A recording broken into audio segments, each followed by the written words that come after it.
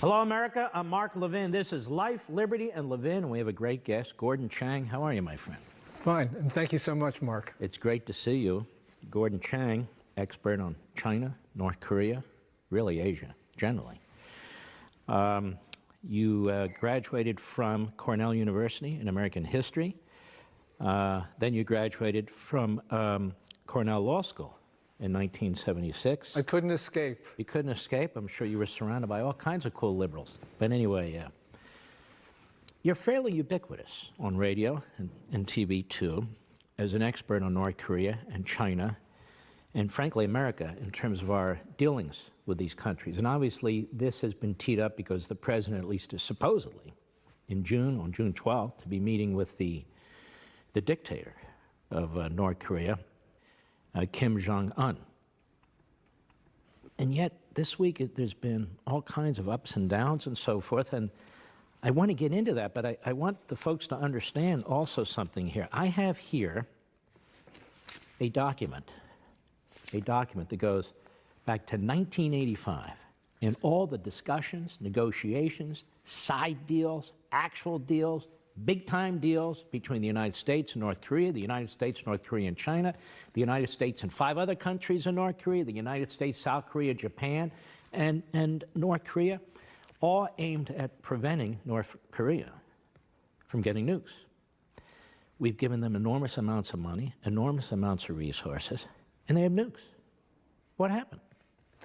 I think that, the United States had other priorities. And so what we did was we put North Korea almost all the time at the bottom of the list. And so, of course, the North Koreans were able to just basically, lie, cheat, and steal, and we weren't paying that much attention. There were only certain moments that we really were concerned, and that was, for instance, 1994, when we almost went to war. But, during the administration of George W. Bush, they spent a lot of time on North Korea, but for them, the most important thing was integrating China into the international system. And so the Bush administration put, for instance, China at the center of the six-party talks. And because of that, we sort of got an arrogant Beijing because we really sort of fed their notions of self-importance, and we got a nuked up North Korea. So, you get to the Obama era, and basically it's in the too hard basket. They spend much more attention on Iran, almost nothing on North Korea. And then the most amazing thing, and this is credit to President Obama, is basically an admission of mistake, because during the transition period, they went to the Trump team and said, look, your #1 national security priority is going to be North Korea. And the Trump administration actually took that seriously, because when you look at Trump's foreign policy, it's basically North Korea driven. Yeah, of course they're interested in the Middle East because they have to, but for the rest of it, they subordinated their China policy to North Korea, and that's the reason why you get Kim Jong-un at least saying he's going to show up in Singapore June 12th. Maybe it's July 12th, maybe it's August 12th, but I think it will happen. What has Donald Trump done that's so different from most of the recent presidents with respect to North Korea? Really, there are two things. I think, first of all, you have the sanctions, not only U.S. sanctions, but also a concerted effort at the UN for Security Council sanctions. And the other thing, of course, is the president's comments that he was going to strike North Korea. He was not going to allow them to be able to strike the American homeland. And then, of course, you have John Bolton, his national security advisor, Mike Pompeo.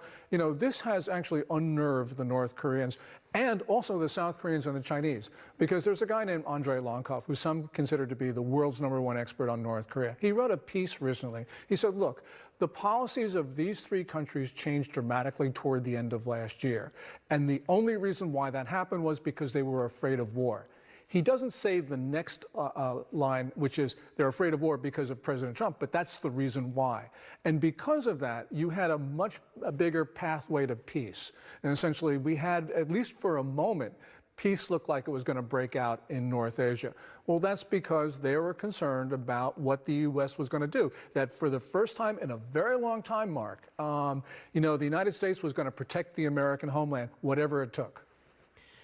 And the president put a very significant naval presence off the Korean Peninsula, hasn't he? Well, he did that with 3 carrier groups, 3 carrier strike groups. I mean, that's, in a Navy that's been severely depleted. Yeah. 3 carrier groups in one place is really important. Of course, there were the escorts and, of course, the nuclear subs.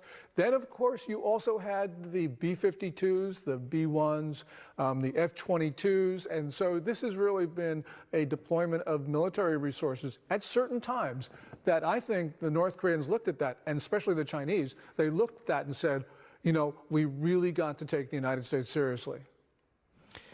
Well, let's take a look at this from, of all places, the Washington Post. 1994 to 2002. 1994, North Korea agrees to halt the construction of 2 reactors the United States thinks could be used as part of a nuclear weapons program. Instead, according to the agreement, an international consortium is supposed to replace the plutonium reactors with 2 light water reactors, and the U.S. agrees to supply 500,000 tons of heavy fuel oil every year during the construction period. Besides the U.S., South Korea, Japan, a European agency form an organization tasked with implementing the accord. But when George W. Bush becomes president in 2001, the United States walks away from the talks with North Korea over concerns it is running a clandestine program. The North ultimately confirms the program's existence in 2002, rejecting further negotiations, kicking out the inspectors, doubling down on its efforts at a time when the United States is preparing to invade Iraq. 2005. In August 2003, the United States decides to participate in new negotiations with North Korea, the 6-party talks. Alongside China, South Korea, Russia, and Japan, 2 years later, in February 2005, North Korea suspends its involvement in the negotiations, citing U.S. conditions and resistance. After a restart in summer 2005, it again takes only 13 days for the negotiations to derail. 2006. Despite suspending its involvement in the talks several times that year, North Korea agrees to end its nuclear weapons program. This is 12 years ago. Only about half a year later, in September 2005, but once again, North Korea suspends its participation in the talks over U.S. sanctions. Soon thereafter, in October 2006, it launches its first nuclear test. 07-08. In 2007, 6-party talks resume. North Korea later agrees to major concessions. Some steps are taken to follow through on its promises. But then North Korea rejects U.S. verification methods and down of negotiations again. 2009 to 2010, North Korea rejects U.S. and South Korean promises during new talks. Tensions with South Korea escalate after it accuses the North of having torpedoed one of its Navy ships in 2010.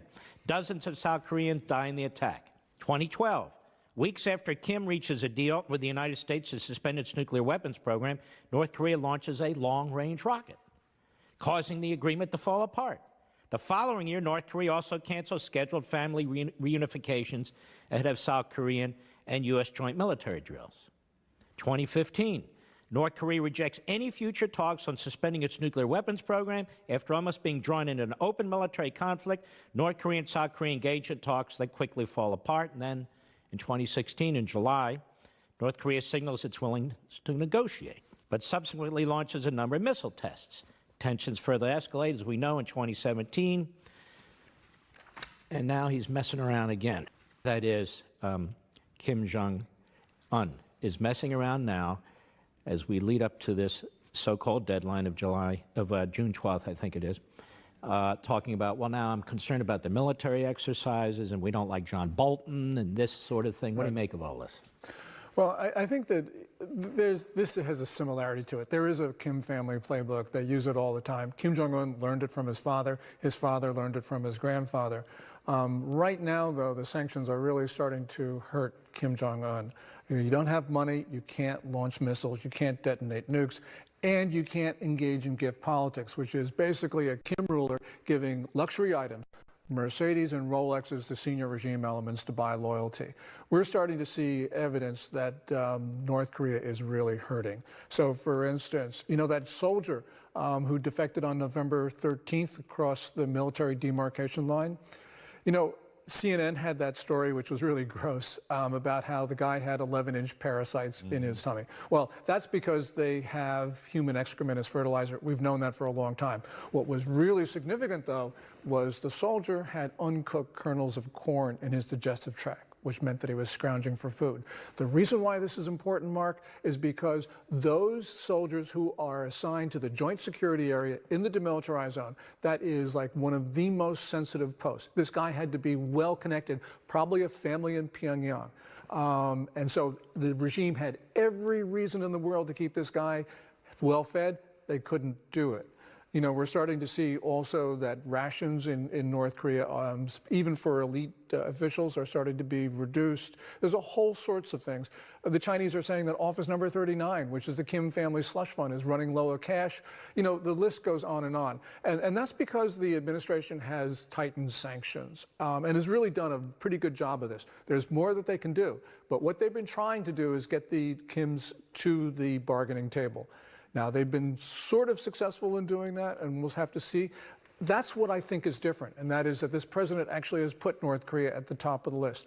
That's not to say that he's going to be successful, but that's a precondition to success. And we haven't had that in a very long time. Because as you read through that list, I could think of all the things that American administrations were doing that didn't relate to North Korea. North Korea was sort of off to the side for almost all that time, with maybe one exception, 1994 for a month when it looked like we were going to war.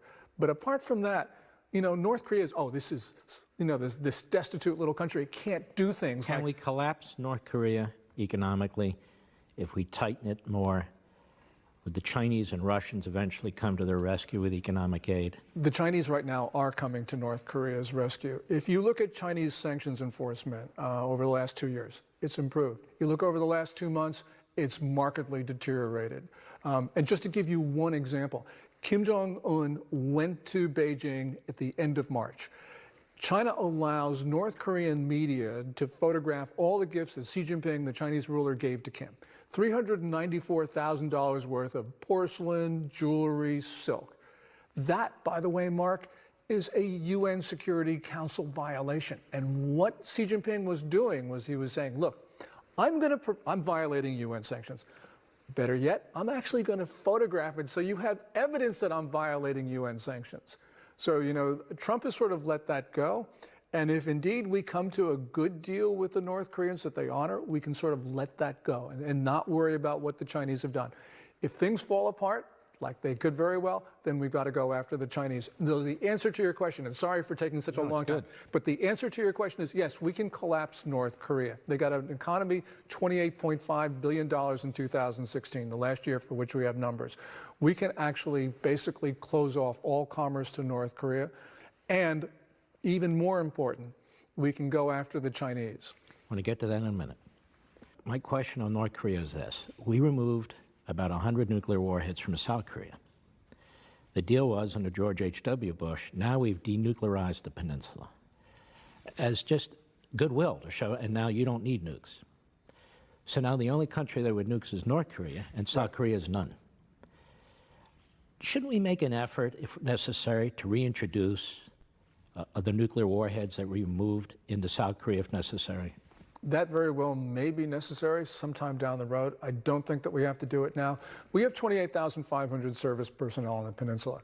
We put tactical nukes back on the peninsula. We've got to take a fair number of those men and women and actually guard weapons. Because in a wartime scenario, you don't want the North Koreans to be capturing them. So that would sort of degrade military readiness. The most important thing, Mark, of course, is that we disarm North Korea. We do that, we're okay. And if we don't? If we don't, we're going to have to do something. And the something might even be worse than putting nukes back onto the peninsula. Like encouraging Japan? You read my mind. You're a mind I've reader. been saying, I agree, encouraging Japan and other countries in that area to step up. The United States has this crazy policy. What it does is we've allowed our enemies to get the most destructive weapons on earth, and we tell our friends they can't defend themselves. This is absolutely nuts. So if we have that policy, Mark, we've got to be effective in making sure the rogue regimes, North Korea, Iran, and a few others, don't get nukes. And if we can't do that, then we have to think our non-proliferation policies. Because if we don't do that, we know where we're going to end up. We're going to end up with the bad guys being armed and we being disarmed. Gordon Chang, really, North Korea is a puppet state, is it not, of China? It's not a Russia. It was a puppet state of Russia, but those days are gone. But it's still a Stalinist regime. It's a puppet state of China, and China is becoming more Stalinist under Xi, and more Mao-like, Stalinist-like, whatever you want to call it. Do you think China would tolerate the collapse of North Korea? And what can we do about China in that regard? Yeah, China, if North Korea looks like it's going to fail, we're going to see the People's Liberation Army move south across the two rivers. And the reason is, look, yeah, everyone wants to secure loose weapons of mass destruction. Chinese want to do it. South Koreans want to do it. We want to do it. Chinese want something else, though. And this makes it very difficult to work with China on an incipient failure of North Korea. And that is, they want the paper in Pyongyang. They want the archives. Complicity in North Korea's crimes and its weapons programs. It's going to completely undermine the narrative that Xi Jinping has actually been putting out there. So I would think that really, yeah, they'll of course look for the nukes, but they want to make sure that we don't get to Pyongyang first, so that we can't see what's going on these decades. You know, the Chinese have a narrative about North Korea. It is mostly false. And what is their narrative? Well, the narrative these days is, oh, look, we don't control the North Koreans. There's a lot of friction between Beijing and Pyongyang. And yes, there is. And Kim Jong-un genuinely does not like the Chinese. We know that because Kim Jong-un is a Korean. And for 2 millennia, the Koreans have been fighting the Chinese. That border between China and North Korea, that has moved hundreds of miles in both directions as Koreans have fought Chinese over 2 millennia. So, yeah. But the point is, Kim is still a vassal. And we know that. And we've got actually proof positive this year because Kim Jong-un went to China 2 times in a row. He went at the end of March and he went last week. And that is a real indication. Because, first of all, once Kim went to China, Xi Jinping said, look, I'll go to Pyongyang. And that's reciprocal. That's the way diplomacy works. We had 2 trips of Kim to China in a row. And it's really under circumstances. What did that indicate? It indicates the Chinese control the North Koreans. You know, the Chinese understand the North Koreans, and they don't expect obedience all the time. So they allow the North Koreans to mouth off. But when the Chinese really want something, when China thinks its interests are affected, then it will pull the string, and it will get the North Koreans to do what they want. And we've seen this, for instance, last year, even at the height of the friction between Beijing and Pyongyang. When Xi Jinping wanted something, he got it. So in the run-up to the Communist Party's 19th National Congress in October, which is a really important event for Xi personally, there was quiet in those weeks. No North Korean missile launches, no North Korean detonations of nukes. That's because Xi Jinping didn't want anything to derail his move to power. And when the 19th Party Congress was over, Kim Jong-un sends this warm message of congratulations to Xi Jinping, despite all the friction. Yeah, Kim doesn't like Xi Jinping. Yeah, Kim doesn't like the Chinese. Yeah, they've had 2 millennia of friction. But it's his lifeline. But it's his lifeline. All right, China. Dick Cheney said China's the problem. Focus on China. Russia's a problem. There's other problems around, no question about it. But China down the road is the problem. I happen to agree. Their military spending, their stealing of our technology, their land grabs in the region, their outreach into Africa, into Central America, into other parts of the world, and the Middle East and so forth. This is not a country that's content with just defending itself and defending even its region. This is a country that intends to project, whether it's cyber activity, whether it's satellites, all of these things. I have in front of me, and I'm sure you've read it here, Understanding China's Strategy by our Pentagon for 2016-2017 from the Secretary of Defense. It is alarming.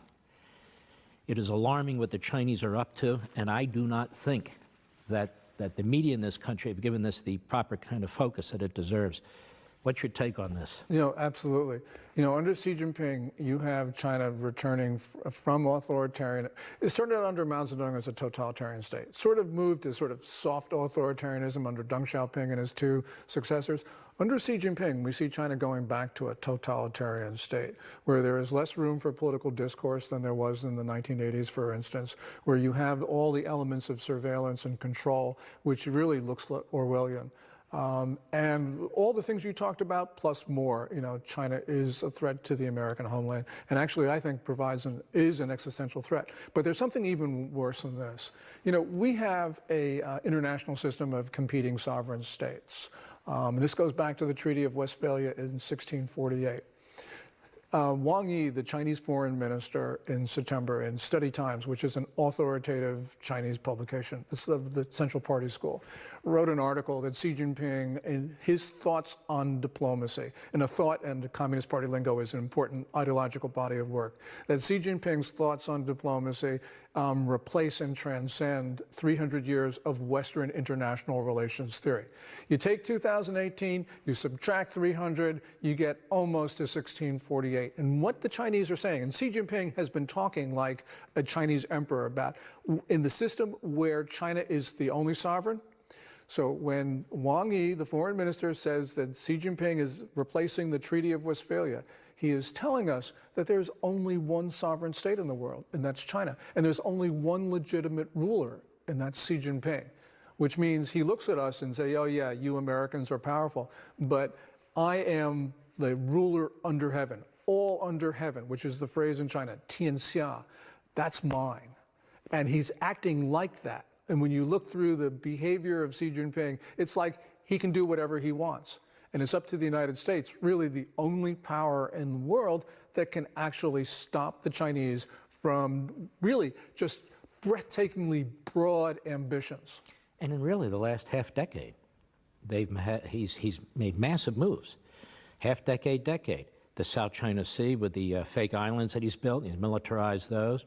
The threats that he's made to Vietnam. Vietnam comes to us now. Right. The Philippines, of course, Taiwan, and even Japan. South Korea is trying to make nice. They're trying to figure out what to do with him. Intimidated. He's intimidating or trying to the Indians, although they seem to be pushing back, but their military is really quite weak, even though they're trying to modernize it. He's pushing out in all directions, isn't he? Yeah, well, he certainly is. And he's going wide and far. And one of the things that he's doing that we don't focus on so much, first of all, he's trying to take territory by force from India. There's an arc from India in the south to South Korea in the north. China has territorial ambitions. A lot of countries have territorial ambitions. China has bigger ones. But the thing about China is willing to use force to realize them. When we come back, I want to elaborate on this. Red China, that's what I like to call it. Red China, they have a substantial military, don't they? They have a lot of men in their military. They're trying now to build up their Navy. That's kind of their #1 priority. They've stolen an enormous amount of technology from us. I want to talk about how they do that in a moment. They are starting to build subs. I think they've built 1 or 2 aircraft carriers. I mean, they're okay, but they're moving in that direction. And of course, nukes. Now they have nukes. Now they can MIRV nukes. 20 years ago, they couldn't do any of that stuff. This is a country on the rise. And our Congress over the years has seemed to undermine R&D for our own military and so forth and so on. How would the Chinese dictatorship, how would they view that? As America's being weak while they're being strong? Well, they certainly do that. They realize that the American military is stronger than theirs, more sophisticated, in some cases larger. But the Chinese almost don't care because they think this is not an issue of ship versus ship or plane versus plane. They view this as an issue of political will, and they believe they got a lot of it, and they believe that we don't. You started to hear this narrative about the United States in terminal decline. They can do anything they want, and their actions actually match that. The actions actually match that of, an imperial emperor, that they can, have right to do whatever they want, wherever they want. So their military is now challenging us, in all domains, in every area of the world. And so that's going to be the reality. But of course, it's also an asymmetric challenge because of cyber and other means. And here again, we probably have as good cyber warriors as they do, but they're willing to use theirs, and we're not willing to use ours. We're not willing to let companies, for instance, that have been attacked by actually going and attacking back. So this is an issue of political will for us, Mark, that we, for various reasons, have always tried to integrate China into the international system. We thought that the way to do that is to be cooperative, because eventually they would reciprocate that. They would understand it's in their interest to enmesh themselves into the international system, as it is. You know, you're taking the world's most populous state, and it's got a lot of economic growth. And, you know, one could make the argument that if they didn't do anything, you know, that just they would grow and they would swamp us eventually. But that's not what they're doing. But they do look long ball, though, too. They do look and long. we don't. And we don't look as long as we need to. What we're focused in on Russia, of course, and that's, I think, a perception that we have a holdover from the Cold War. But Russia is minuscule. It's got an economy which is less than $2 trillion. It's got What's a demography. the Chinese economy? The Chinese economy, they claim in 2017 was $12.8 trillion. What's America's? 19.4. So our economy is much larger, but China's moved very fast in their economy. Their economy is not quite as big as they say it is, but it's growing. The problem China right now, and we're seeing it these last few months, is that it's sort of reached the limit of what it can do within the current political system and with the current notions of state dominance, state-dominated markets, state enterprises, state banks. And so you're starting to see bond defaults increase substantially over last year. And that's because they're trying to deleverage the economy. They can't quite do it. But when they ever make these attempts to deleverage, companies go bankrupt, and then they panic, and then they start throwing in more money.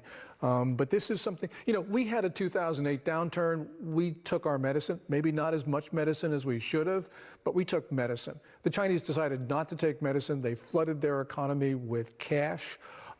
Just to give you one example of what they did, in the 5 years after 2008, they increased the amount of credit in China by an amount roughly equal to the entire U.S. banking system, even though at the end of 2008, their economy, they claimed, was less than a third the size of America's. They just flooded China with money. They built everything, bridges to nowhere, high-speed rail lines to nowhere in their case. And so they have been able to do that, and they've been able to create growth. But the problem is that they have not come to terms with the problems that swamped the world in 2008. Eventually, they're going to have to do that. Their imbalances now are so large, they can't deal with it. To do to them what we did to the Soviet Union economically? It seems to me, based on what you're saying, they're very vulnerable. They're extremely vulnerable. And where are they vulnerable? Their banks? Their currency? We could do a number of things. And I look at this from the North Korea perspective. Their 4 largest banks have been laundering money for the North Koreans. That's a violation of the Patriot Act, Section 311. We can designate their largest banks as primary money laundering concerns. That would lead to those banks being decoupled from the global financial system because they could no longer transact business in dollars. That's a death sentence. So if we put their 4 biggest banks under, that means their banking system is dead, their financial system is dead, their economy is dead. And if all those goes, Mark, their political system goes. So I think President Trump could actually get on the phone with Xi Jinping and say, look, you know, my good friend Xi, you know, if you don't do what I want you to do, then you're not going to be in business in 3 months. And by the way, during this phone conversation, you're not going to say anything. You're just going to listen. And you better say yes at the end of this 10 minutes, because if you don't, you're history. We can do that. We don't do that because we're the United States of America and all sorts of things. But we did it once. We did it once when we had a guy named Ronald Reagan. What we did was some very simple tactics about messing with commodity prices in the world. With the Chinese, we wouldn't mess with commodity prices. We would mess with the cost of money. If we were willing to increase interest rates a little bit, that would throw the Chinese economy by itself into turmoil. When we come back, let's talk about how they steal our technology, because they do it broadly. They do it all the time, and they do it in many ways. Is a huge problem. It helps build up their economy. It helps build up their military. It takes hundreds of billions of dollars out of the American economy. They're able to leapfrog where we've been because we're spending all the money in R&D. What are we doing about this? And what are they doing to steal our technology? Yeah, there's a number of ways that they take technology. You know, of course they learn from us. That's legitimate. But what they also do is by cyber means actually penetrate our networks and steal technology That's not. They ignore patents. They force U.S. companies, as a price of market access, to surrender technology. That's in violation of their World Trade Organization obligations. And this matters because the IP Commission, the Blair-Huntsman report, updated their landmark 2015 study by an update last year. In that update last year, they estimated that the U.S. loses somewhere between $225 to $600 billion a year in technology that has been stolen. Not all of it to China, but most of it, because they're the ones who benefit from it. So when the Russians take technology from us, which they do, they don't use it for themselves because they don't have a manufacturing sector. I think they're stealing it for China. And here, the issue is the United States has not had an adequate response. And so this is up to us. Yeah, the Chinese are thieves, but we have sort of left the door open for them. And you take a look at, for instance, in September 2015, Xi Jinping was in Washington. President Obama announced an agreement that neither country would take the technology by cyber means of the others for commercial purposes. The Chinese completely ignored that. And what happened eventually was we started to see a little bit of improvement in China's cyber theft of U.S. tech. But at the same time that China's theft of our stuff by cyber means declined, Russia's increased. This was the Russians weren't taking it for themselves. I think that they were working with the Chinese. And we have done very little to impose costs on China for this. The one thing the Trump administration is thinking of right now is those Section 301 tariffs, Section 301 of the Trade Act of 1974. The president has threatened tariffs on $150 billion of Chinese goods. He's doing that to protect American technology because the goods that he is looking at are those that are benefiting from the theft of U.S. tech. And we can prevent China from buying key companies, depending on the technology they have. And we have a whole regime of export controls in place, which they get around by many of our corporations, as you point out, wanting to do business in China. And they say, that's fine, but you have to partner with this company, which is a state-front company, and then they steal all the proprietary information from it. Right, and sometimes it's just out. And I practice law in China. It's just, you set up a joint venture, U.S. company, Chinese company. The Chinese company take the technology, establish the same business down the street. It's happened countless times, and that's why you're starting to see in the U.S. and European companies are very concerned about bringing their best technology to China. These days, they just won't do it. But I'm afraid that because you see the allure of the Chinese market, which I think is overstated, but nonetheless, that's the way business sees it. And because of that, we're losing technology out the door in so many different ways. We can stop this, Mark, and we absolutely have to stop it because innovation is the core of the American economy these days. We don't have innovation. We don't have an economy. And what we're seeing right now in Washington, across the political spectrum, led by President Trump, is to protect American technology. He's doing it in a lot of different ways. One of them is actually preventing the Chinese from buying U.S. tech companies. That's absolutely important. You see a big change from this president and the prior president, don't you? Oh, so there certainly is, and especially when it comes to China, because the president has his views about the way the Chinese have been operating. He's been talking about this stuff for a very long time, even before people started talking about him as a presidential candidate. The thing I'm concerned about, Mark, is that he has some people in his cabinet who really want to go back to the old way of doing things with China, trying to encourage and entice them into the international system. Sounds good to the ear, but it hasn't worked. Which cabinet member? You don't want to name them. My wife doesn't want me to name them, but I'll tell you, there's a Treasury Secretary. His name is Steve Mnuchin. He's a weak link. I'm sorry. I agree. Yeah. He's not an ultra weak link, but he's weak enough. But I agree. That is a problem. There's more the Treasury Department could be doing in terms of China. Well, Gordon Chang, the Chinese have used cyber, really warfare, to breach governmental data at the Pentagon, something even at the White House, the Office of Personnel Management, so really very little pushback. But they've gone beyond that, haven't they? Well, they certainly have. And the thing that is just from a couple of weeks ago, you had over Djibouti in the Horn of Africa, China's military lasered I think it's two C-130s, cargo planes. They temporarily blinded 2 American pilots. So they shot their laser right into the cockpit. Right into the cockpit. Obviously, they intended to do that. You know, when you try to blind the pilot of a plane, you're basically trying to bring the plane down. This is an attack on the United States. And this, I think, Mark, is like, this is the first time since the end of the fighting in the Korean War in 1953 that the Chinese have injured American service personnel. This cannot go unchallenged, because the Chinese have also lasered our planes over the South China Sea. And, you know, one thing we haven't talked about, and that is the Chinese are challenging us in the global commons, trying to prevent us from flying through international airspace and sailing through international waters. If we have had any consistent foreign policy over the course of 2.5 centuries, it's been the defense of freedom of navigation, and the Chinese are trying to prevent us from being in the global commons. This is a zero-sum challenge. We cannot permit Let's this. talk about the South China Sea. I mean, you and I and others are very concerned about this. They have militarized now the South China Sea. They've claimed ownership of the sea lanes, of the airspace, of the minerals. They claim that's theirs. Right. They even had a court ruling with respect to the Philippines that said when they were grabbing some of their distant rocks, islands if you want to call them that, ruling against them, and they thumbed their nose at it and said, well, fine, who cares, you're wrong.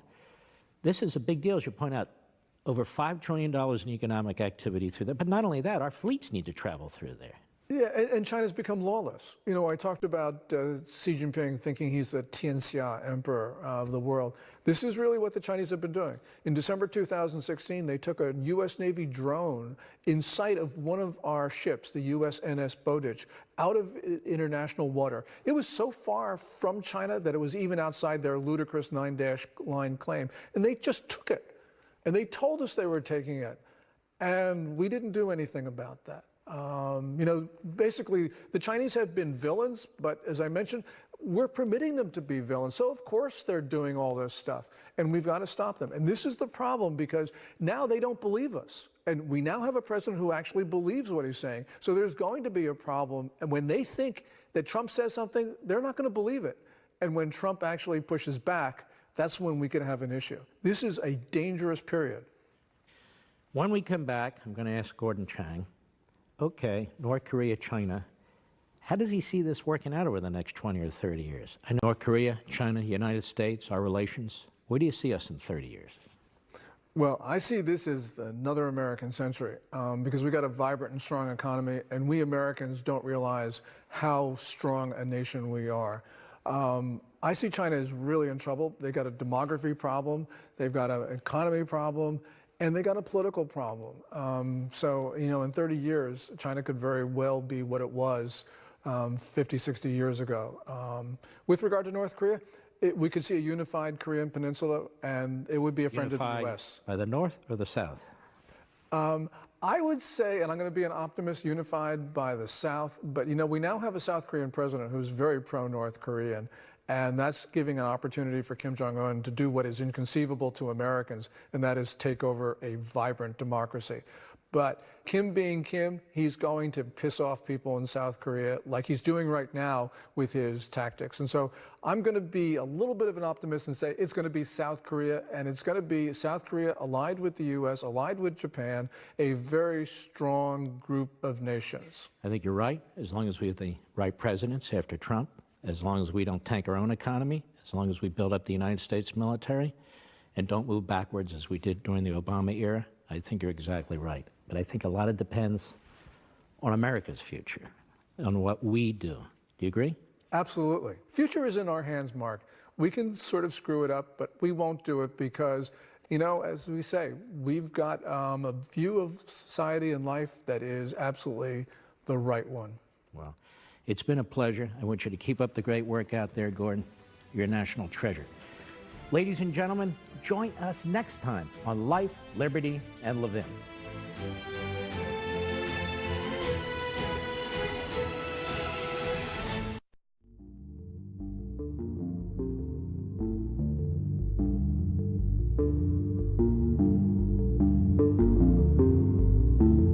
Your mind.